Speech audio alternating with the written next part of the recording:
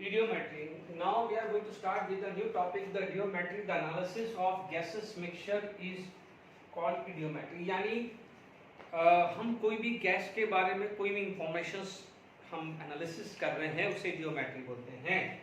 The gases are identified by specified and specific reagent. ठीक है. अब वो कौन कौन से स्पेसिफिक रिएजेंट है उसकी एक लिस्ट होती है. इडियोमेट्री बहुत सिंपल है, सीधा के सीधा न्यूमेरिकल बेस्ड है. देखिए, the analysis of gases mixture है तो यानी आपके पास क्या क्या चाहिए. कम से कम एटलीस्ट 2 गैस होनी चाहिए, यानी एक रिएक्टेंट साइड हो तो प्रोडक्ट साइड होना चाहिए, या मान लीजिए दो रिएक्टेंट साइड है या 1 प्रोडक्ट साइड. ठीक है, एटलीस्ट होना चाहिए. यानी टू गैसेस क्यों बोल रहे हैं, क्योंकि एक नोन होगी तो एक अननोन होगी. ठीक है, यहां पर क्या है, गेलो-सिक्स लॉ लग सकते हैं, गेलो-सिक्स लॉ लगा आएगा. ठीक है, एज वेल एज क्या हो जाएगा, एवोगैड्रो हाइपोथेसिस. यहां पर ये चीज एवोगैड्रो हाइपोथेसिस या एवोगैड्रो लॉ भी बोल दो, हाइपोथेसिस नहीं बोलना है तो एवोगैड्रो लॉ. यानी ध्यान रखना है कि एवोगैड्रो लॉ पे क्या लगाते थे कि कांस्टेंट टेम्परेचर एंड प्रेशर पे क्या होता था, volume directly proportional to n. ये चीज गलती मत करना है. ठीक है, 2 गैसेस होना चाहिए, यानी आप गेलो-सिक्स लॉ भी लगाएंगे. ठीक है, जब हमने लगाया था volume is directly proportional to n, यानी whatever the ratio of a mole same ratio for volume. Clear to all of you. तो ये चीज का ध्यान रखना है. ओके, अब देखिए यहां पर हमारे पास देखिए द गैस क्या क्या निकाल सकते हैं हम, इससे क्या क्या इडियोमेट्री से आप क्या क्या कैलकुलेट कर सकते हो. इडियोमेट्री से हम मान लीजिए molecular weight of unknown hydrocarbon निकालना है, निकाल सकते हैं, या हाइड्रोकार्बन का फॉर्मूला आपको निकालना है, हाइड्रोकार्बन का फॉर्मूला निकाल सकते हैं, फॉर्मूला ऑफ हाइड्रोकार्बन निकाल सकते हैं. ठीक है, formula of hydrocarbon we can easily calculate. Volume से वॉल्यूम निकाल सकते हैं, वॉल्यूम वॉल्यूम रिलेशनशिप आप निकाल सकते हैं.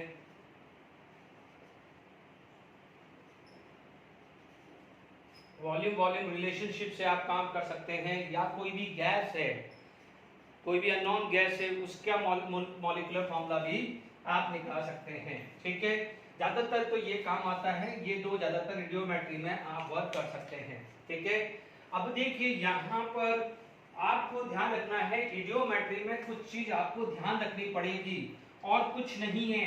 यदि आपने इडियोमेट्री में ये चीज भूल गए तो फिर इडियोमेट्री के क्वेश्चंस नहीं होंगे. मैं पहले ही क्लियर करना हूं, जब भी इडियोमेट्री के कोई क्वेश्चन सॉल्व करेंगे तो आपको ये चीज को देखना पड़ेगा.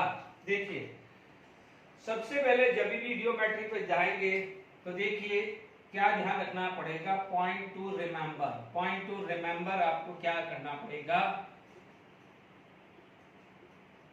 ठीक है, पॉइंट टू रिमेंबर की बात करें या मींस, ठीक है, आपको सबसे पहले क्या होगा, सबसे पहले जब हाइड्रोकार्बन या ऑर्गेनिक कंपाउंड भी बोल सकते हैं बच्चों, हाइड्रोकार्बन या कोई भी compound on combustion gives CO2 and H2O.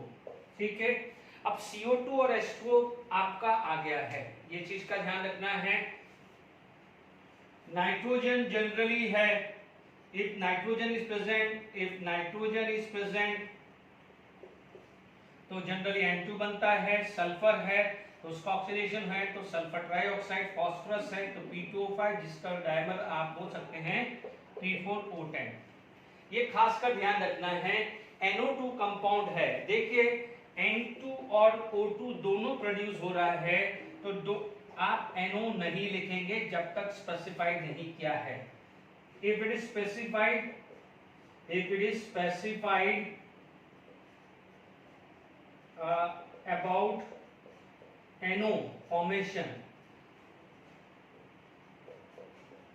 then only consider, है ना. अदरवाइज N2 और O2 are inert in nature. देखिए एयर में N2O2 है तो रूम टेम्परेचर पे N2O2 केमिकली रिएक्शंस नहीं करता है, तो आप NO मत बना देना. ये कुछ चीज है वो ध्यान रखनी पड़ेगी।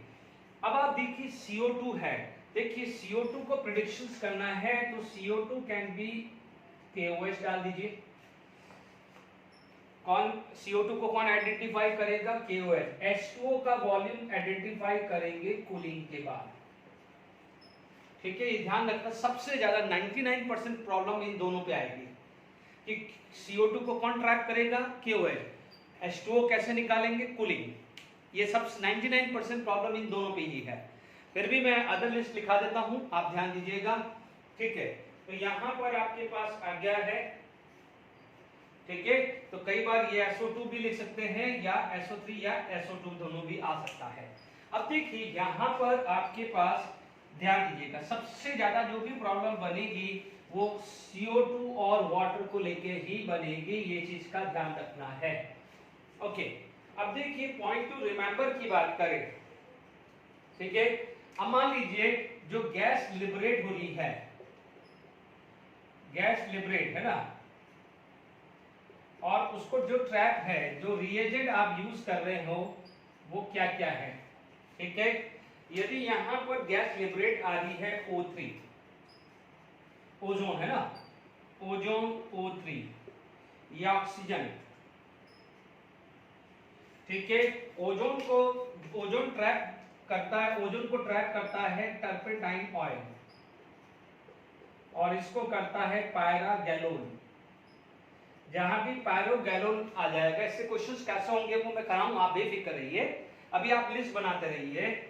ठीक है, आपका थर्ड केस जो आ जाएगा दैट इज CO2। देखिए थर्ड केस आ जाएगा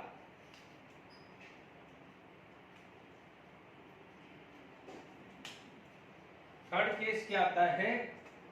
CO2 है ना, CO2 can be trapped bye KOH है ना, मोस्टली तो KOH दिएगा, बट फिर भी NaOH दे दे या कैल्शियम हाइड्रोक्साइड दे दे। तो ध्यान दीजिएगा ये सब क्या है? बेस है। CO2 क्या है? एसिड है, तो एसिड को कौन ट्रैप कर देगा? बेस कर देगा। ठीक है ना, तो ये चीज का ध्यान रखना है। मैक्सिमम तो ये चीज ही पूछा जाता है, फिर भी मैं इंफॉर्मेशन बेस के लिए लिख रहा हूं। ठीक है, मान लीजिए अमोनिया है, तो अमोनिया को क्या है? वाटर ले लेते हैं। ठीक है, मान लीजिए वाटर को ही ट्रैप करना है तो कैल्शियम क्लोराइड ले सकते हैं। ठीक है, calcium chloride is drawing acid. ठीक है, या कैल्शियम सल्फेट भी ले, CSO4 भी ले सकते हो। ये बच्चों इतना, ये तीन ही याद रखने की जरूरत है, बाकी तो सिर्फ एक इंफॉर्मेशन बेस्ड है। ठीक है, ये ज्यादातर यही यूज कर सकते हैं।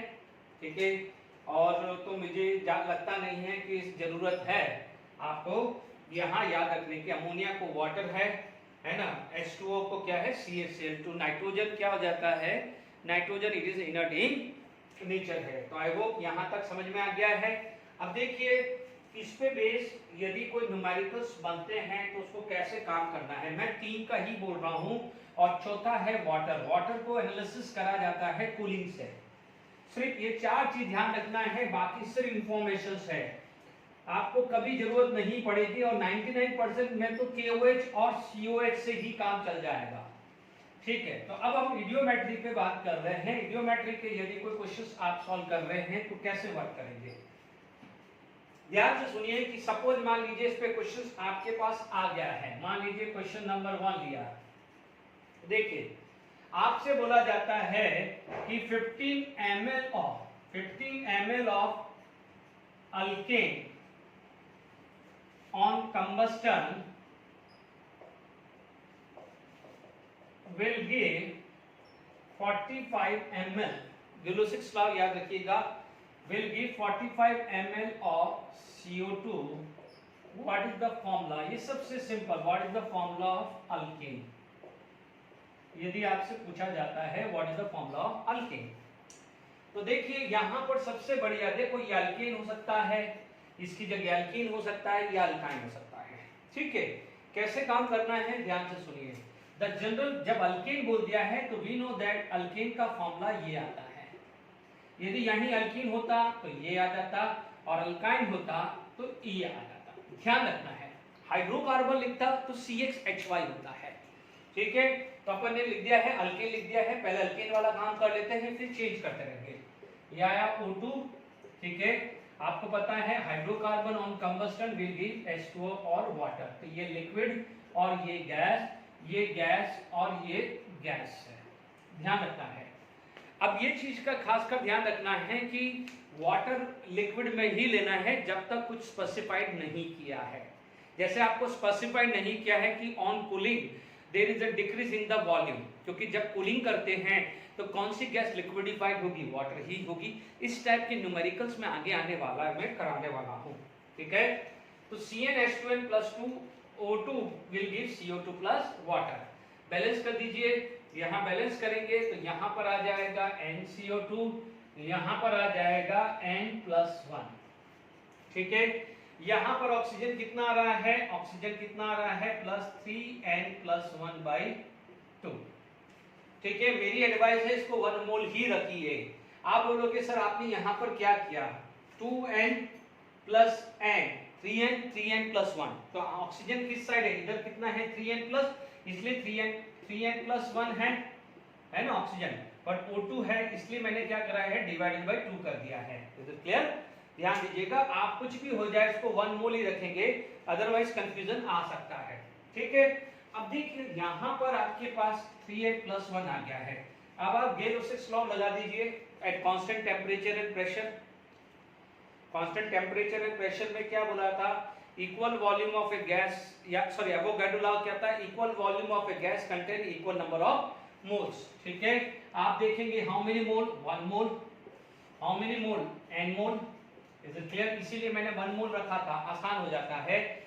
कांस्टेंट टेम्परेचर है, कांस्टेंट प्रेशर है, तो वॉल्यूम कितना है 15 ml, यहाँ पर कितना प्रोड्यूस कर रहा है 45 ml। ध्यान से समझ लीजिए, ये आपका स्टैंडर्ड वैल्यू है, this is going to be standard value and this is given value, 1 mole will give this. अब आप देखोगे यहाँ पर 1 ml कर दूं, ये 1 ml कर दूं तो ये कितना आ जाएगा 5 ml, रेशियो सेम आएगा ना, देख लीजिए 15 में 45, तो 1 में कितना प्रोड्यूस करेगा 5। Is it clear. आपने क्या पढ़ा है कि volume is proportional to n at constant pressure this. तो आप देखिए 1 मोल है तो ये 1 ml ले सकता हूँ, रेशियो सेम है, तो यदि इसको n मोल बोल रहा हूँ तो यहाँ पर क्या हो जाएगा n ml हुआ। Is it clear. इसका मतलब यदि मैं एवोगाड्रो लॉ लगाऊं तो 1 मोल को मैं 1 ml लिख दूं, 1 मोल को मैं 1 ml लिख दूं तो ये क्या हो जाएगा n ml हो जाएगा कि नहीं होगा। इज इट क्लियर, यही हो ना Avogadro law, volume is proportional to n। तो यहाँ पर रेशियो ऑफ ए मोल कितना है 1n, रेशियो ऑफ ए मोल कितना है 1/n है, तो रेशियो ऑफ ए वॉल्यूम भी कितना हो जाएगा 1/n ml ही होगा कि नहीं होगा। Is it clear. तो volume is directly proportional to n, तो V1/V2 is equal to N1/N2, यानी जो मोल का रेशियो कितना है, यहाँ पर मोल का रेशियो कितना है 1/n, तो वॉल्यूम का रेशियो भी 1/n ही आएगा कि नहीं आएगा। तो 1 ml है तो n ml, तो यहाँ पर क्या गिवन है, दिस इज गिवन कि भाई 15 ml of alkane give 45 ml, तो 1 ml of alkane will give 5 ml। Is it clear to all of you. तो what is the value of n, ये 1 ये तो सेम आ गया, 1 सेम आ गया है, तो ये क्या हुआ है n की वैल्यू 5 आ गया, तो फॉर्मूला क्या बन गया C5H12 बन गया। क्या बन 15 3 सॉरी मैं जरा कुछ ज्यादा कैलकुलेशन कर दिया है, 3 आया, ये क्या आया है 3, जरा खतरनाक कैलकुलेशंस मैंने कर दी है, जैसे C3H8 आया है, यानी प्रोपेन आ गया है। Is it clear to all of you. ठीक है, आपको क्या करना है, इसीलिए मैंने क्या कहा था 1 ml लगा दिया है। सपोज मान लीजिए फटाफट से मैं यहाँ पर एक और वैल्यू ले लेता हूँ, मान लीजिए मैंने यहाँ पर दे दिया है 20 ml ले लिया है ना, और मान लीजिए मैंने यहाँ पर 80 ml ले लिया, 80 ml ऑफ CO2। ठीक है, सेकंड क्वेश्चन मैंने ले लिया है, आप देखेंगे यहाँ पर इक्वेशन तो यही बनने वाली है। क्लियर, यहाँ पर वॉल्यूम का रेशियो क्या है, देखिए आपको समझ में आ गया होगा कि मैंने 1 क्यों रखवाया, आसान हो जाता है, 1 रखने आसान हो जाता है। ये 1 ml है, यहाँ पर क्या है n ml, it is according to the balance equation. Given क्या है, गिवन आपको क्या है 20 ml और वहां पर क्या गिवन है 80 ml। तो अब आप कोशिश करो 1 ml बनाने के लिए, तो 1 ml बनाने के लिए मेरे को क्या करना पड़ेगा 20 से डिवाइड, जब ये 20 से डिवाइड होगा तो ये भी 20 से डिवाइड हो जाएगा, तो 1 ml, तो ये कितना हो जाएगा 4 ml। तो आप देखोगे what is the value of n, तो n की वैल्यू क्या हो जाएगी 4, यानी C4H10 आ जाएगा। Is it clear to all of you? अब देखिए यहाँ पर आपके पास इस तरह से काम हो गया है। मान लीजिए यही चीज अल्कीन होता तो CN, और यहाँ पर अल्कीन होता, मान लीजिए अल्कीन होता, इसके बाद दूसरा वैरायटी लेंगे हम, यहाँ पर भी ये क्या हो जाता है N, तो यहाँ पर क्या हो जाता 3NO2, ठीक है ना, 2N and 3N, but 2 added by 2 करना पड़ता, ठीक है। मान लीजिए यहाँ पर आपके पास कुछ ज्यादा खास फर्क नहीं पड़ रहा है। मान लीजिए यही चीज मान लीजिए 40 ml होता अल्कीन, 40 ml अल्कीन होता, 40 ml अल्कीन होता, तो ये क्या हो जाता alkyne. How many moles of alkyne, फर्क तो कुछ पड़ा नहीं, 1 ml में n ml, तो यहाँ पर कितना दिया हुआ है, what is the value given, ध्यान दीजिएगा कितना गिवन है, ये 40 है, तो ये कितना है 80 ml। क्या बोला है, इसको 1 ml बनाना है, 1 ml बनाने के लिए 40, तो ये भी 40 से डिवाइड होगा, या आप ऐसा बोल सकते हैं कि 40 विल गिव 80, तो 1 विल गिव 2 ml, तो n की वैल्यू कितनी आ गई 2, तो C2H4 आ जाएगा, यानी इथीन, C2H4 यानी क्या आ जाएगा इथीन। तो इस टाइप से ये अल्केन जब स्पेसिफाई करते हैं तो कैसे आपको ध्यान देना है, अल्केन और अल्कीन दिया हुआ है तो कैसे ध्यान देना है, ये सबसे सिंपलेस्ट प्रोफाइल है, ठीक है ना। जैसे मान लीजिए आप इस पे ही और आगे बात करें, देखिए अब देखिए यहां पर आपके पास यही चीज इस टाइप का दूसरा आ सकता है। जैसे मान लीजिए आपके पास दे दिया कि क्वेश्चंस, मान लीजिए 3rd दे दिया या 4th जो भी नंबर है, ऑन कंबस्टन ऑफ चलिए 15 ml ऑफ प्रोपाइन, चलिए एक अल्काइन का ले लेता हूं, 15 ml propyne, on combustion of 15 ml of propyne, how many ml of CO2 produce at same temperature and pressure, जब है ना, और कुछ भी नहीं स्पेसिफाई है ना, सेम टेम्परेचर एंड प्रेशर, तो ध्यान दीजिएगा कि आप STP ले लीजिएगा, sorry same temperature pressure specify नहीं है तो डिफॉल्ट सेम टेम्परेचर प्रेशर ले लीजिएगा। यहाँ पर यदि सॉल्यूशन लें, क्योंकि बच्चों इस यहाँ पर प्रोपाइन स्पेसिफाई किया है, पहले अल्कीन और अल्कीन स्पेसिफाई किया था, तो the formula of A propyne is this. मान लीजिए गैसेस ले लेता हूं, this is O2, 3CO2 gas, and यहाँ पर आ जाएगा 2H2O, है ना, 3/2 and 2, है ना। तो हाउ मेनी, देखिए ये कितना आ गया है, ये गैस आ गया है, तो ये कितना 3 to the 6 plus 2 8, यानी 4O2 आ गया है, ठीक है। तो यहाँ पर क्या है, नेक्स्ट क्वेश्चन बना सकते हैं कि how many ml of O2 require, जैसे अपन ने पढ़ा था ना वॉल्यूम रिलेशनशिप मोल कंसेप्ट में, वैसे ही तो चल रहा है, कुछ नया नहीं है, ज्योमेट्री अपन वहां भी थोड़ा करा, बट यहाँ पर थोड़ा सा अलग है। ये वाला एप्लीकेशन हमने पढ़ा, बाकी दूसरी एप्लीकेशन हमने नहीं पढ़ी है, इसलिए ध्यान दीजिए यहाँ पर 1 है, तो ये 4 है, तो ये 3 है। अब आप देखिएगा ये 15 हो गया है, तो ये 4 into 15 आ जाएगा, तो ये कितना हो जाएगा 3 into 15 हो जाएगा, बिल्कुल सिंपल है। तो ये 15 ml मांगा, तो ये कितना हो जाएगा 60 ml प्रोड्यूस हुआ, तो ये कितना हो गया 45 ml, तो CO2 कितना प्रोड्यूस हुआ 45 ml, और ऑक्सीजन कितना रिक्वायर हुआ 60 ml। तो इस टाइप के क्वेश्चंस भी पूछे जा सकते हैं, कि हालांकि ये चीज अपन ने मोल कंसेप्ट में भी पढ़ी हुई है। चलिए अब और क्वेश्चंस करते हैं। CO2 measuring 1 liter passing through the coke, the total volume of a mixture of a gas is this। CO2 measuring, देखिए यहाँ पर आपके पास क्या सॉल्यूशन हुआ है कि CO2 गैस है, कार्बन यानी कोक्स के साथ रिएक्शन हुआ है, तो it is going to be going to CO, ठीक है। इनिशियली मान लीजिए ये 1 था, जब यहाँ पर 1 लीटर था तो 1 लीटर दिया है क्योंकि ये गैसेस है। तो मान लीजिए इसमें से x चला गया है, x CO2 is going to be this, तो 1 मोल है तो it is going to be produce 2, तो 1 में से x चला गया तो x CO2 is going to be form 2x, ठीक है ना, इनिशियली तो वहां पर 0 था। अब आप देखो यहाँ पर बच गया है 1 माइनस एक्स, ये बच गया है 1 माइनस एक्स, तो ये कितना है 2x हुआ कि नहीं हुआ। देखिए पहले CO2 जब शुरू में लिया था तब तक CO2 बना ही नहीं, अब CO2 कार्बन से पास कराया तो it is going to be 2CO। मान लीजिए out of 1 litre x litre CO2 CO में कन्वर्ट हो गया, तो ये बैलेंस इक्वेशंस क्या बोलती है कि 1 मोल विल प्रोड्यूस 2 मोल, तो x विल प्रोड्यूस 2x होगा, ठीक है। अब आप देखिए यहाँ पर टोटल कितना दिया है 1 minus x plus 2x equal to 1.6, यानी this plus this is the volume of a mixture of a gas equal to 1.6, तो 1 plus x equal to 1.6, x की वैल्यू आ गई है 0.6, ठीक है।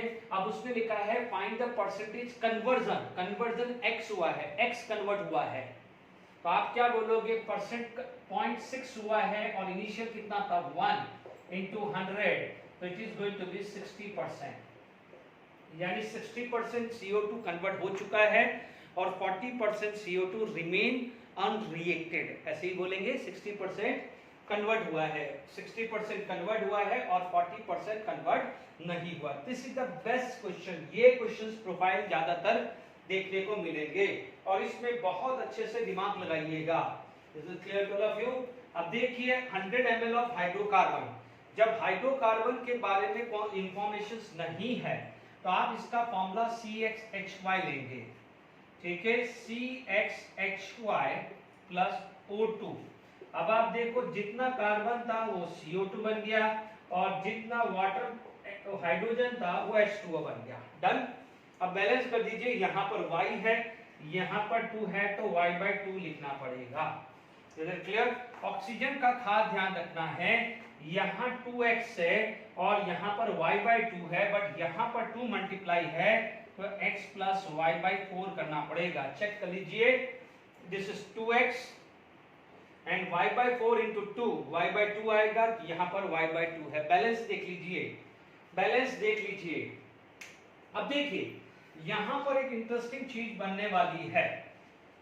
अब जरा इस इंफॉर्मेशंस को देखिए, ठीक है, आपके पास ये इंफॉर्मेशंस देखिए, देखिए क्या डेटा आपके पास है 100 ml, यानी ये पहले लिख लेते हैं, ये 1 ml हो क्योंकि ये गैस है, तो ये क्या हो जाएगा x ml, ये y/2 ml लिखूंगा इफ इट इज स्टीम, ठीक है। पर यहां पर आपको वर्ड क्या यूज किया हुआ है, क्या वर्ड यूज किया है, एक्सप्लोडेड। तो एक्सप्लोडेड है तो ये आप क्या मान के चलेंगे, गैस। बात समझ में आ रही, समझ में आ गई। जनरली लिखा होता है ना ऑन कंबस्टन, तो यहाँ पर आप लिक्विड लिखते हैं, बट यहाँ पर जब ये वर्ड एक्सप्लोडेड आ जाता है ना तो आप क्या मान के चलेंगे, गैस, ठीक है ना। तो इसलिए मैंने लिख दिया ये गैस की तरह हुआ है। अब देखिए 100 ml of hydrocarbon is mixed with excess of O2 and exploded on cooling, क्या लिख रहे हैं अपन, ऑन कूलिंग। अभी बताया था decrease in volume by 250 ml। अच्छा, ये कूलिंग करेंगे तो गैस का गैस रहेगा, ये कूलिंग करेंगे तो गैस का गैस करेगा, तो क्या होगा, on cooling H2O gas gate convert into H2O liquid. ये हुआ कि नहीं हुआ, इसके अलावा तो कुछ नहीं हुआ। अब कितने का वॉल्यूम डिक्रीज हुआ है, 250, यानी ये कितना था 250 ml। जब 250 ml है तो यहां पर क्या है, वॉल्यूम ऑफ गैस कितनी हुई है, 0, क्योंकि यहां तो गैस है ही नहीं, वो तो लिक्विड हो गया। यहां पर क्या था, वॉल्यूम ऑफ गैस 250 थी। यदि यहां पर वॉल्यूम ऑफ गैस 250 मान लूं तो यहां पर वॉल्यूम ऑफ गैस क्या हुआ, 0 हुआ। तो आप इस केस में क्या बोलोगे, डिक्रीज इन वॉल्यूम, आप बोलोगे 250 ml का डिक्रीज हुआ कि नहीं हुआ। Is it clear. तो अभी मैंने जब स्टार्ट किया था तो मैंने क्या समझाया था कि वाटर को एस्टिमेट किससे किया जाता है, कूलिंग से देखते हैं। यानी 250 ml यदि वॉल्यूम डिक्रीज हुआ है ऑन कूलिंग, इसका मतलब जो स्टीम 250 ml थी वो क्या हो जाएगी, वाटर में कन्वर्ट होगी। तो वाटर इज अ लिक्विड, तो volume corresponding to the gas तो जीरो ही हो जाएगा ना। और वाटर का वॉल्यूम और गैस का वॉल्यूम देखा जाए, कोई बोलेगा सर वाटर का भी तो वॉल्यूम होता है, यही वाटर का वॉल्यूम गैस के वॉल्यूम के कंपेयर में तो निग्लिजिबल ही होगा। क्लियर, बिल्कुल समझ में आ रहा है कि नहीं आ रहा है, आई बस में। तो अब आप देखिए यहां से 250 ml क्या मिला है, अब देखिए ये 250 ml हो गया है, यस और नो, ये 250 ml आ गया है, ये 100 ml आ गया है। इंफॉर्मेशन तो ये बोल रहा है ना, 100 ml है हाइड्रोकार्बन और 250 ml ये आया है।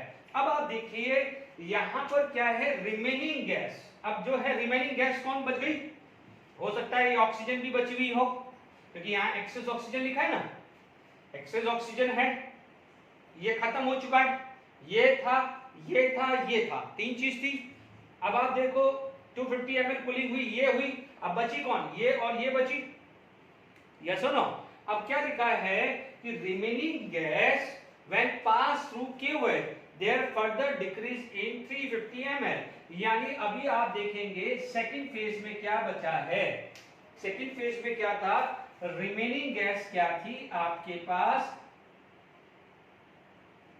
है ना, ऑक्सीजन अनरिएक्टेड, है ना, एंड CO2।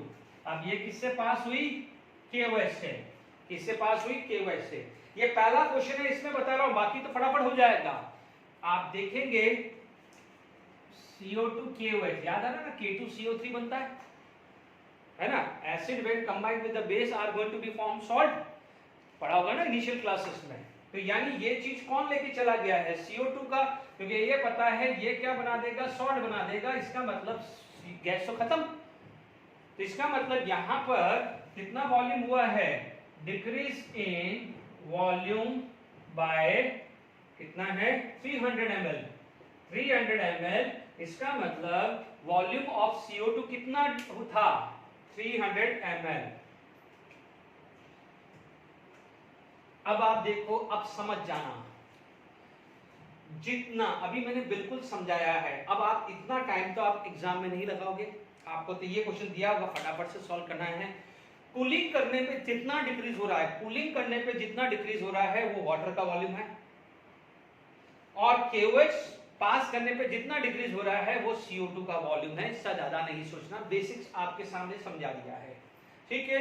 अब आप देखो, अब समझिए कि आपके पास जब CO2 KOH से पास हुआ तो CO2 KOH ने ट्रैप कर लिया, ठीक है। अब देखिए 100 ml था, 100 ml कितना आया, 300 ml, ये कितना आया 250 ml। मैंने क्या समझाया है, 1 ml कर दो, तो ये 1 ml हुआ, ये क्या हो जाएगा इसके करस्पॉन्डिंग 3 ml, तो इसके करस्पॉन्डिंग ये क्या हो जाएगा 2.5 ml, ठीक है। बैलेंस इक्वेशंस क्या बोल रही है, बैलेंस इक्वेशंस क्या बोल रही है, बैलेंस इक्वेशन 1 ml बोल रही है। यदि ये 1 ml हो तो ये कितना होगा x ml, तो ये कितना होगा y/2 ml। Is it clear. पहली बार शुरू में कोशिश करोगे तो थोड़ा सा प्रोसेस लंबा हो जाएगा, बट जब एक बार आ जाएगा तो फटाफट। x की वैल्यू 3, y/2 की वैल्यू कितनी आएगी 2.5, तो y की वैल्यू क्या होगी 5 आ गई है।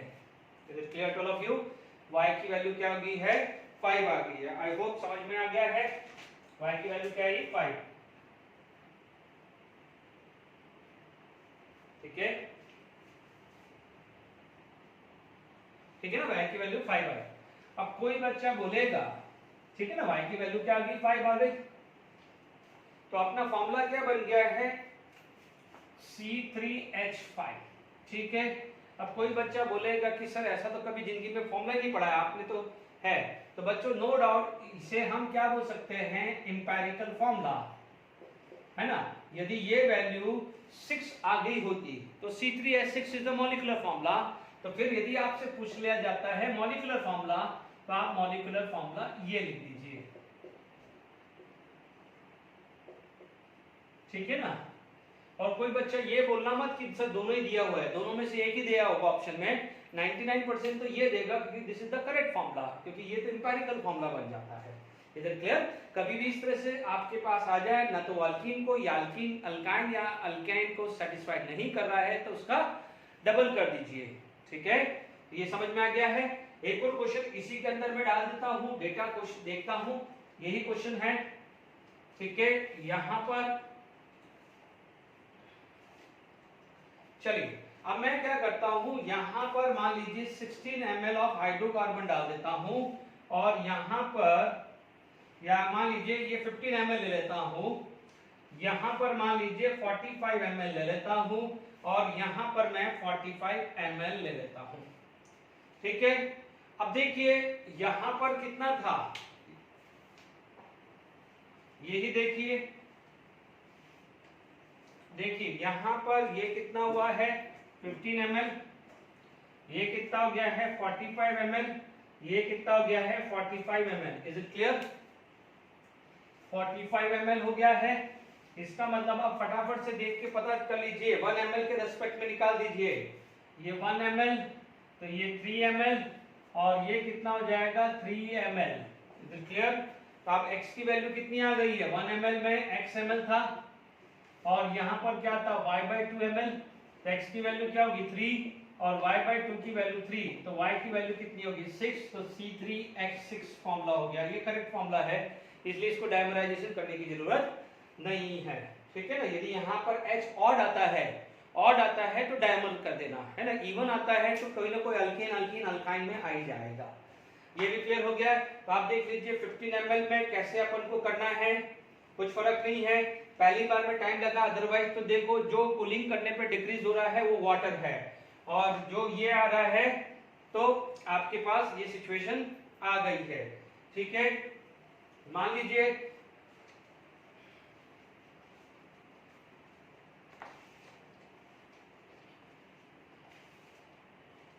एक और क्वेश्चंस करा लेता हूं तो परफेक्शंस आपको आ जाएगा, है ना। फिर अदर वैरायटी में अपन और चलते हैं। मान लीजिए ये 20 ml, ये 200 ml, नहीं 200 ज्यादा हो जाएगा, ये 100 ले लेता हूं, 100 ml ले लिया। ठीक है, यहां पर क्या हो जाएगा 80 ml ले लिया। ठीक है, ठीक है, क्वेश्चंस बनाने में टाइम लगता नहीं है। ये देखिए आपके पास देखते ही चल गया होगा पता, ये कितना है 20 ml, ये कितना है ध्यान दीजिए, अब वैल्यू अलग है, ये 80 है और ये 100 है।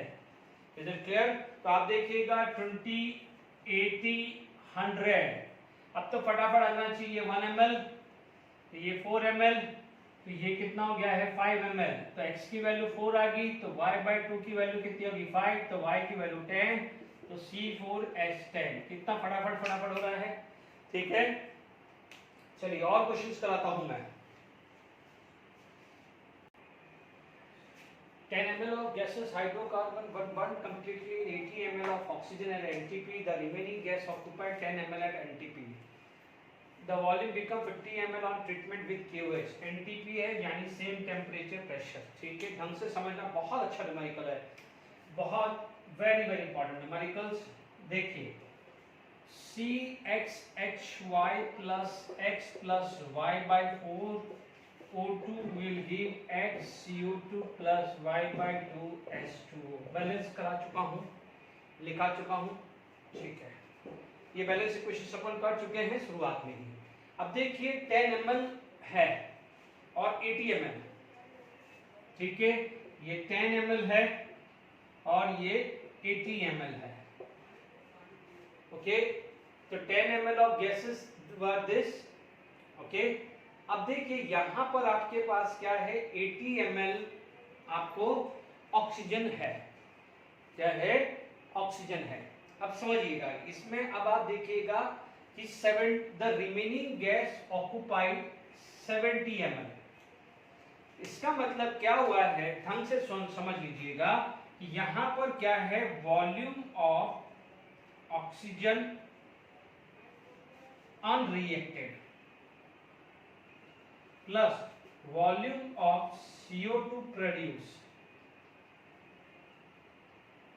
इक्वल टू 70 ml, यही लिखूं, ये लिखो ना। और this volume become 50 ml on treatment with KOH। इसका मतलब क्या हो जाएगा, इससे ये पता चल गया कि वॉल्यूम ऑफ CO2 ये कितना है 20 ml और वॉल्यूम ऑफ ऑक्सीजन अनरिएक्टेड वो है 50 ml। चेक कर लीजिए, चेक कर लीजिए, आपके पास द रिमेनिंग गैस यानी 10 ml इतने ml ऑक्सीजन से पास हुआ, ठीक है। CO2 प्रोड्यूस हुआ है, ये तो गैस है, लिक्विड है, ये गैस है। कोई बच्चा बोलेगा सर ये गैस नहीं, क्या एक्सप्लोडेड लिखा हुआ है? नहीं लिखा हुआ है ना, तो आपको गैस लिक्विड ही मांगी है। ये गैस था, ये गैस था, अब इसमें से ये पूरा चला गया है। अब आप देखिएगा इसमें से बचा क्या है, वर्क कंप्लीटली। देख लीजिए 10 ml of gases hydrocarbon burn completely, यानी ये तो बचा ही नहीं है। जो भी बचा है वो क्या है, वॉल्यूम ऑफ ऑक्सीजन अनरिएक्टेड यानी volume of oxygen remain plus volume of CO2 produce. ये तो लेना ही नहीं है, ये तो गैस है ही नहीं, तो वो वॉल्यूम कितना है 70। अब आप देखो ये दोनों को आपने KOH से पास कराया। KOH किसको ट्रैक करेगा, CO2, यानी KOH को पास कराने के बाद वॉल्यूम कितनी बच गई है 50 ml, यानी 50 ml किसकी होगी, ये होगी, और 20 ml क्या होगी, ये होगी। जरा इस लाइन से जरा समझ लीजिए, आराम से देख लीजिए कि यहां पर 70 था, KOH से पास कराने पे 50 बचा, यानी KOH किसको ले जाएगा, KOH CO2 को ले जाएगा। इसका मतलब CO2 चला गया तो बचा कौन, ऑक्सीजन अनरिएक्टेड, वो 50 होगा। तो 70 में से 50 चला गया तो CO2 कितना होगा, 20 होगा। ये इंफॉर्मेशन आपके पास आ जानी चाहिए। अब देखिए यहां पर देखिए ये 10 ml है, ठीक है। तो या तो आप इसको दूसरे तरीके से, इस वाले क्वेश्चंस को मैं बिल्कुल दूसरे तरीके से काम करा रहा हूं। देखिए आप देखेंगे यहां पर, देखिए मैं दूसरे तरीके से काम कर रहा हूं। यहां पर ये अलग ट्रिक से भी बता रहा हूं। ये 1 ml, ये x/4 ml, तो ये x ml आ रहा है। तो क्लियर, तो आप देख सकते हैं यदि ये 10 ml है तो ये कितना आएगा 10x। दूसरा तरीका ये भी है ना, ये 1 ml है तो ये x ml, तो ये 10 ml है तो 10x है, तो उसकी वैल्यू कितनी आ रही है 20 ml। तो दूसरा क्या हुआ 10x इक्वल टू 20, तो x की वैल्यू 2। तो ये दूसरा तरीका भी मैंने समझा दिया है। अब मुझे क्या चाहिए, वॉल्यूम ऑफ ऑक्सीजन अनरिएक्टेड निकालना है। अब समझ लीजिएगा कि यहां पर वॉल्यूम ऑफ ऑक्सीजन अनरिएक्टेड निकालना है, ठीक है। अब देखिए यहां से आपको पता चलेगा कि x प्लस y/4 इंटू 10, ये तो रिएक्टेड है, ये क्या है, रिएक्टेड है। देख लीजिए ना, 1 मोल के लिए इतना चाहिए तो 10 ml के लिए इतना ही चाहिए ना, दिस इज रिएक्टेड। टोटल कितना है 80, ठीक है। तो आप क्या बोलोगे, volume of oxygen reacted plus volume of oxygen unreacted equal to 80। बहुत अच्छा क्वेश्चन है, ढंग से समझ लीजिएगा, यही है ना, टोटल 80 लिखा हुआ है ना। अब आप देखो वॉल्यूम ऑफ ऑक्सीजन अनरिएक्टेड अभी निकाला 50, कितना निकाला 50, रिएक्टेड आपके सामने है x प्लस y/4 इंटू 10, ठीक है। 10 से सबको डिवाइड कर दो, तो आपके पास क्या है x plus y/4 plus 5 is equal to 8 आ गया। 10 से सबको डिवाइड कर दिया, x की वैल्यू आपने कितनी निकाली है 2, तो 2 plus y/4 plus 5 equal to 8, तो y की वैल्यू 4 आ रही है कि नहीं आ रही, चेक कर लीजिए। तो आपका मॉलिक्यूलर फॉर्मूला क्या बना है, C2H4 is a molecular formula and empirical formula क्या हो जाएगा CH2। क्लियर, देख लीजिए बहुत अच्छा क्वेश्चन है, ठीक है। क्लियर हुआ कि नहीं हुआ, मैंने दूसरे मेथड से सिखाया है, ठीक है। यानी 1 ml में इतने ml रिएक्ट होगा, ध्यान दीजिए 1 ml में इतना रिएक्शन के लिए चाहिए और इतना प्रोड्यूस होगा। तो यदि 10 ml है तो x प्लस y/4 इंटू 10 चाहिए, रिएक्टेड चाहिए, एंड 10x प्रोड्यूस होगा, तो 10x इक्वल टू 22। ये दूसरा मेथड, अभी तक 3-4 क्वेश्चंस में मैंने 1 रेशियो निकाल के सिखाया है, ये मेथड से भी कर सकते हो। ये 10 है तो 10x आया इक्वल टू 30, तो x की वैल्यू क्या आ जाएगी 3। वो तरीका भी आप यूज कर सकते हैं। मैंने दोनों तरीका बताया, जो मेथड आपको सही लगे आपको आंसर आना चाहिए। इसलिए 3-4 क्वेश्चंस में मैंने एक मेथड बताया, अब ये जो 3-4 क्वेश्चन है उसमें दूसरा मेथड बताऊंगा। जो आपको सही लगे दोनों में से सही कर लीजिए, ठीक है ना। अब आप देखोगे कोई बच्चा बोलेगा कि सर पुराना वाला मेथड बता दो, तो कोई बात नहीं, आपको क्या है पुराना वाला मेथड से क्या था समझ लीजिए। आपको ये 20 पता चल गया, पुराने वाला मेथड यदि आपको बताना है तो ये 20 पता चल गया। तो 1 के लिए x है तो 1 ml के लिए ये कितना आ जाएगा 2 ml, तो x की वैल्यू क्या आ गई 2। ये पुराना मेथड इससे पहले वाला था, ठीक है ना। अब आप देखिए ये 10 के लिए 1 के लिए इतना, तो 10 के लिए कितना आ जाएगा 1/1/10, ठीक है। इतना क्या है रिएक्टेड चाहिए, तो वॉल्यूम ऑफ रिएक्टेड की जगह ये रख दोगे 1/10, ठीक है। दूसरे मेथड से आपको निकालना ना, तो देखो x की वैल्यू तो 2 आ गई, दूसरे मेथड से निकालना है ये क्या हो जाएगा x/4 और 1/10, ठीक है। ये वॉल्यूम कितना आ गया है 5, वो कितना जाएगा 8, है ना। नहीं ये 1/10 नहीं आएगा, ये 1 ही तो आएगा, ये 1 ml में यही है 1 ml, ठीक है। तो ये 1 ml, तो यही आने वाला है x/5/4, 5 और 8 आ जाएगा। Is it clear to all of you, ठीक है। x की वैल्यू कितनी है आपके पास 2 आ गई है, इज इट क्लियर। तो 7 और y की वैल्यू दिस, ठीक है ना। 1 के लिए 1 आया, तो ये 1 के लिए यही 1 ही आएगा, ठीक है ना। तो x/5/4 इज रिएक्टेड। और अब आप देखो सुनो, 10 ml के लिए 50 ml और 80 ml था, ठीक है ना। अब अपन ने 1 बनाया, तो आपके पास ये 1 ml है, तो ये 5 ml लिखना पड़ेगा और 8 ml, तो 8 ml टोटल कर दिया। 5 ml आपको क्या मिला है अनरिएक्टेड मिला है, 5 ml मतलब 50 मिला था 10 में मिला है, पर यहाँ पर अपन ने 1 ml कर दिया ओल्ड मेथड से। ओल्ड मेथड में ये 1 ml कर दिया है, तो 10 के लिए 50 और 80, तो 1 के लिए क्या जाएगा 5 और 8 हुआ, इसलिए यहाँ पर 5 8 रखा, क्योंकि 1 ml के लिए आप इतना ही ml कर रहे हो, तो ये ml आएगा 5 ml और 8 ml। तो जो आपको सही मेथड लग रहा है वो कर लीजिए, ठीक है। आई होप, ठीक है। जो मेथड सही लग रहा है कि पुराने वाला मेथड में यदि 1 ml के हिसाब से काम करना है तो 1 ml भी कर सकते हो, ठीक है। मान लीजिए अभी आपके पास कोई यही क्वेश्चंस आ जाता, ठीक है।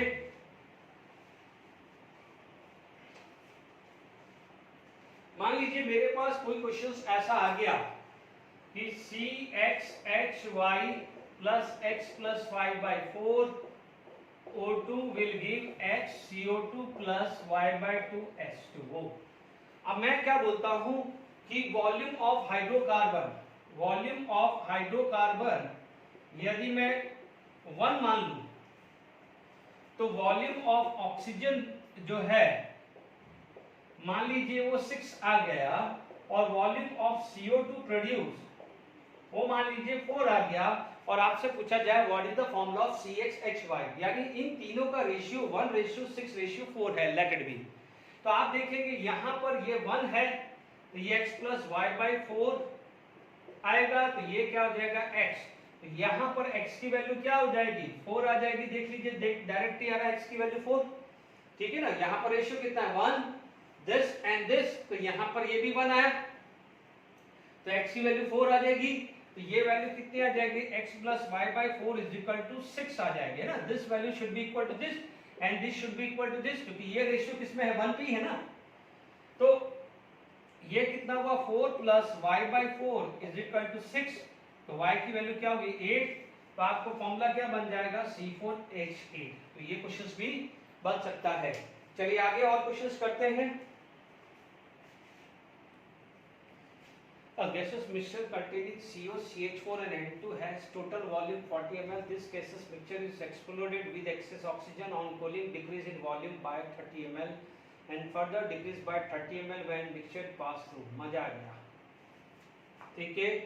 तो यहाँ पर आप देखेंगे this gaseous mixture is exploded with oxygen। आप देखेंगे आपके पास क्या है कि मान लीजिए volume of CO, CH4 N2, x y और z ml ले लिया, तो आपके पास सबसे पहले x plus y plus z equal to 40 आ गया। Is it clear? अब आप देखो कंबस्टन हो रहा है, तो कंबस्टन किसका होगा? CO plus half O2 gives CO2, ठीक है। CH4 plus O2 gives CO2 plus H2O, ठीक है। ये गैस है, ये गैस है, ये गैस है, ठीक है। ये गैस है, ये गैस है, ये लिक्विड है। हालांकि एक्सप्लोडेड है तो ये गैस ही बन गया है, एक्सप्लोडेड है तो गैस ही बन गया है, ठीक है। एक्सप्लोडेड लिखा है, याद करिए इससे पहले एक्सप्लोडेड नहीं था। जब एक्सप्लोडेड है मैं वहां गैस लिख रहा हूं। ध्यान दीजिएगा, यहाँ पर 2 आ गया है, तो 2 और 2, तो ये 2 आ गया है। अब समझ लीजिए यहाँ पर ये XML है, तो आप देखेंगे यहाँ पर ये XM1 है, तो 1 है, तो ये XML है, तो ये XML CO2 आएगा। ये YML है, तो ये Y और ये 2Y आएगा। Is it clear to all of you? YML, ठीक है। नाइट्रोजन, अभी मैंने आपको याद करिए जब स्टार्ट किया था तो मैंने क्या कहा था, नाइट्रोजन को N2 प्लस O2 NO नहीं लिखना है जब तक NO स्पेसिफाई नहीं किया। यहाँ पर कहीं NO स्पेसिफाई नहीं किया है तो N2 प्लस O2 को कुछ भी नहीं लिखना है। ध्यान दीजिएगा, नाइट्रोजन रिमेन इनर्ट, ठीक है। अब आप देखो, अब तो आसान हो गया है। On cooling decrease by 30 ml, इसका मतलब H2O तो यहीं आया है, तो 2y is equal to 30, 2y is equal to 30, तो 15 ml हुआ कि नहीं हुआ? इक्वेशन जो डेटा गिवन है उससे 15 ml आ गया, पहला पॉइंट, ठीक है। अब आप देखो x y, टोटल CO2 आपके पास है x प्लस वाई, ठीक है। यदि यह x plus Y total CO2 और कितना डिक्रीज हुआ है? 30 ml। KOH से पास कराने पे कौन ट्रैप होता है? KOH कौन ट्रैप करता है? CO2 को ट्रैप करता है। CO2 यहाँ x ml प्रोड्यूस हो रहा है, यहाँ y ml, total CO2 x plus y है और टोटल डिक्रीज कितना हुआ है? 30 ml। x plus y is equal to 30 ml, but y की वैल्यू 15 आ चुकी है, तो x की वैल्यू भी कितनी हो जाएगी? 15 ml। अब आप देखो x plus y, x plus 15 plus 15 equal to 40, यानी sorry not x, this is z, z की वैल्यू कितनी आएगी? 10 ml। Is it clear to all of you? यानी CO कितना है? ये 15 ml आ गया, ये 15 ml आ गया है, तो ये कितना आ गया है? 10 ml। Is it clear to all of you? अब आप देखिए, ज्यादा आपका टाइम वेस्ट नहीं करके एक क्वेश्चन और प्रैक्टिस करा देता हूं इसमें, ठीक है। मान लीजिए यहाँ पर मैंने यही क्वेश्चंस में देखिए, यहाँ पर मान लीजिए मैंने 10 ml ले लिया, यहाँ मान लीजिए 6.5 चेक कर लेते हैं, यहाँ 7 ml ले लेते हैं, 6.5 ml, ठीक है। सिर्फ प्रैक्टिस के लिए फटाफट से, क्योंकि ये रब नहीं करना पड़ेगा, तो यहाँ पर आपका कितना आ जाएगा? This is going to be 10 ml, okay. अब आप देखो ये 10 ml टोटल वॉल्यूम है, तो आप देखेंगे यहाँ पर डिक्रीज कितना हुआ है? 6.5, this is going to be 6.5, ये 6.5 डिक्रीज हुआ ना कूलिंग पे, तो 2y इज इक्वल टू 6.5, तो y कितना हो गया है? 13, ये 13 ml हुआ है। अब आप देखो x plus y is equal to 7, तो ये कितना आ गया है? 7 ml, तो ये 7 ml हुआ है, तो ये कितना आ जाएगा? 0.5 ml, sorry y is equal to 6.5 है ना, तो 3.25 ml, मैंने गलत कर दिया था, y इज इक्वल टू 6.5 है ना, तो कितना आ जाएगा? 7 माइनस 3.25 है ना, तो ये आ जाएगा 3.75 ml। Is it clear? अब आप देखो यहाँ पर ये दोनों का क्या है? x plus y plus z equal to 10, तो z की वैल्यू 10 माइनस 7, तो ये कितना आ जाएगा? 3 ml। Is it clear to all of you? तो यहाँ पर आपके पास जो वैल्यू आई है, देख लीजिए आराम से, ये वैल्यू कितनी आ रही है प्रैक्टिस करने के लिए? आपके पास x की वैल्यू 3.75 ml, y की वैल्यू कितनी आ रही है? 3.25 ml, और z की वैल्यू कितनी आ रही है? 3 ml। Is it clear to all of you? ये भी आपको इस प्रोफाइल का क्वेश्चंस भी मैंने डिस्कस कर दिया है, एक और डिस्कशन कर लेते हैं।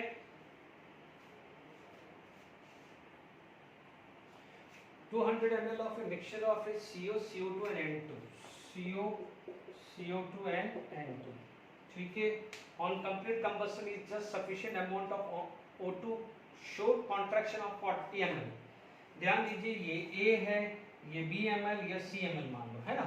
इसके हिसाब से A plus B plus C 200 आ रहा है, ठीक है। अब आप देखो इसका कंबस्टन होगा नहीं, इसका कंबस्टन होगा नहीं, मैं बार बार रिपीट कर रहा हूँ। इसके नाइट्रोजन कितनी बार ले रहा हूँ, मैंने आपको शुरू से ही बताया था कि मोस्टली CO2 वाटर पे ही पूरी की पूरी इडियोमेट्री होती है।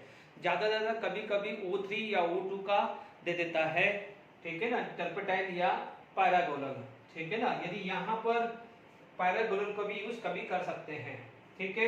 यदि यहाँ पर आपके पास क्या जाएगा, amount of O2 show contraction of 40 ml, यानी आप देखिए यहाँ पर क्वेश्चन क्या हुआ है कि CO plus half O2 give CO2 gas, ठीक है। ये गैस है, ये गैस है ना। अब आप देखो यानी ये तो जा रहा है, रिएक्शन करने जा रहा है। अब जब ये जाएगा तो ये क्या होगा, A, ये A/2, तो ये A ही प्रोड्यूस होगा ना, 1/2 और A। अब समझ लीजिए कि आपके पास क्या है कि amount of O2 show contraction, amount of O2 show contraction, यानी यहाँ पर जो भी O2 था ये खत्म हुआ है, क्योंकि ये O2 इसके साथ कंबाइन होकर ये बन गया है, यानी इतना O2 खत्म हुआ है ना, क्योंकि ये O2 तो CO2 बन के चला गया ना। तो क्या लिखा है, sufficient amount of O2 show contraction of 40 ml, यानी यहां से आपके पास आया है वॉल्यूम कॉन्ट्रैक्शन। वॉल्यूम कॉन्ट्रैक्शन कितना है, 40 ml, कितना है 40 ml, यानी A/2 is equal to 40 ml और A is equal to 80 ml। तो सबसे पहले तो A मिल गया है 80 ml। आगे देखिए, on passing mixture of a gas through KOH decrease in the volume by 100 ml। तो KOH को कौन डिक्रीज करता है, CO2। CO2 ट्रैक किया जाता है KOH के। CO2 कितना है यहाँ पर, आप क्या बोलोगे, A plus B is equal to 100, या यहाँ लिख दीजिए A plus B is equal to 100। A की वैल्यू 80 आ गई, तो B की वैल्यू कितनी आ गई है, 20 ml, ठीक है। अब A प्लस B, तो ये क्या हो जाएगा आपका, A 80 आ गया, ये 20 आ गया, तो C कितना आ जाएगा, 100 आ गया कि नहीं आ गया, C 100। तो वॉल्यूम ऑफ CO कितना है, 80, CO2 20 ml और N2 कितना हुआ, 100 ml, ठीक है। ये भी क्वेश्चन आया, या वॉल्यूम रेशियो भी पूछ सकता है। आई होप इडियोमेट्री में मैंने सारा प्रोफाइल दिया है, करीब करीब बहुत सारे क्वेश्चन किए, उस पे बेस वर्कशीट आप कंप्लीट करेंगे। कुछ एक वाइंड अप करने से पहले कुछ प्रीवियस ईयर के क्वेश्चंस मैं डिस्कस कर लेता हूं। देखिए आपको दिया हुआ है V एवरेज, दिया हुआ है कैलकुलेट VRMS GW1 2003 का क्वेश्चन है। आप देखो, या तो आप इसका आप कैलकुलेट मेथड से कर सकते हो या मेरी ट्रिक से चल सकते हो।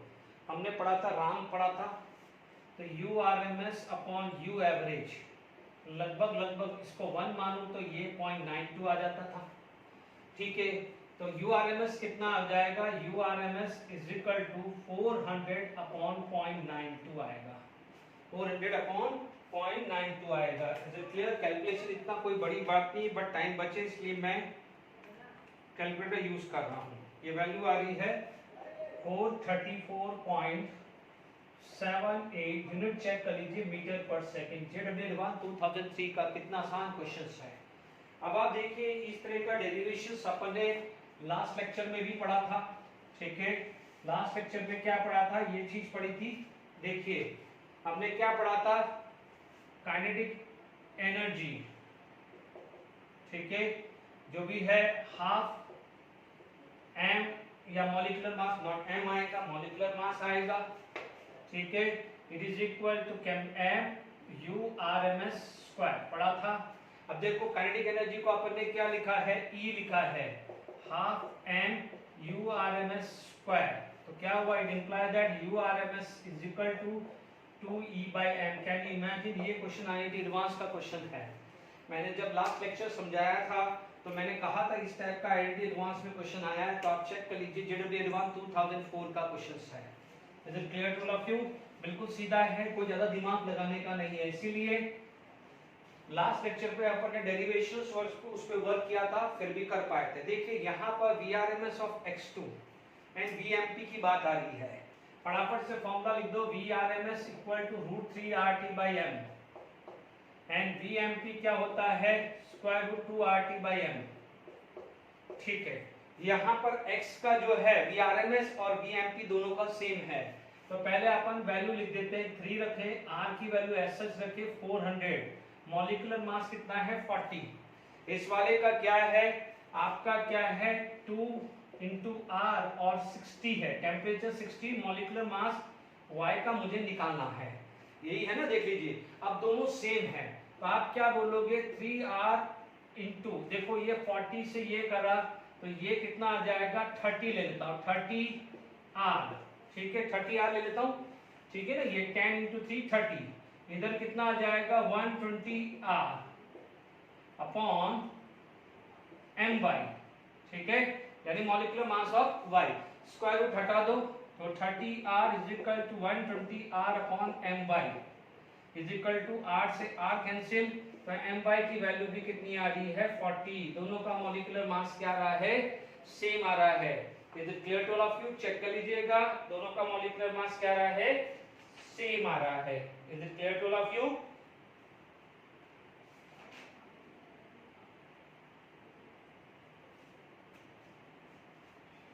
सॉरी मैं कितना कर रहा हूं, ये 4 आएगा है ना, मॉलिक्यूलर मास 4 आएगा। इज इट क्लियर, अब देखिए इसके बाद इसी टाइप का क्वेश्चन यदि आप आगे बढ़ते हैं, ठीक है, मान लीजिए इसी टाइप का क्वेश्चन जेडब्ल्यू में 2003 में 4 में अराउंड में आया था,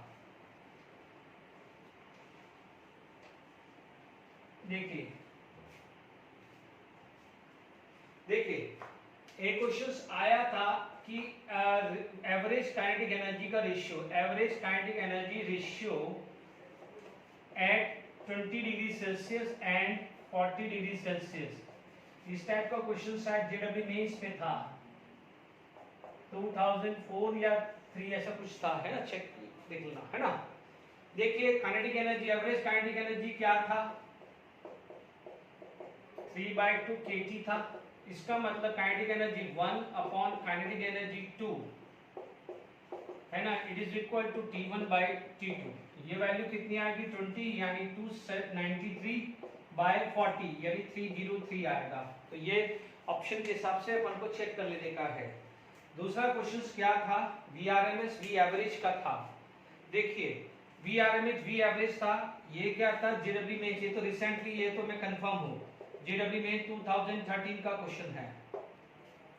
देखिए मैंने राम वाला केस बताया था, ठीक है, तो VRMS V एवरेज और VMP, ठीक है, आपको पता है दिस इज √3 √8 पाई और √2 था। अब क्या क्या था इस ऑप्शन में, इसको 1 किया था, ठीक है, यदि मैं इसको 1 करूंगा तो ये क्या हो जाएगा 8/2 पाई आ जाएगा and this is equal to 3/2, है ना। तो मैं एक ट्रिक बता रहा हूं आपको, क्या है कि मान लीजिए अपनी ट्रिक से ही काम ले लेता हूं, देखिए ये वैल्यू V राम हमने पढ़ा है राम, ठीक है, राम में ये क्या था 0.82, ये 0.9 या 1, मतलब लगभग 0.8 ले लो ना, ये 0.8 से डिवाइड कर दो, ये 0.8 से डिवाइड कर दो, ये 0.8 से कर दो। अब आप देखो ये तो 1 आ गया है, 8 आया, 9 आया 1, ठीक है, ये 8 आ गया 10, तो ये 1.1, ये वापस से 820 यानी 1.12 करीब आएगा, 1.12 करीब आएगा।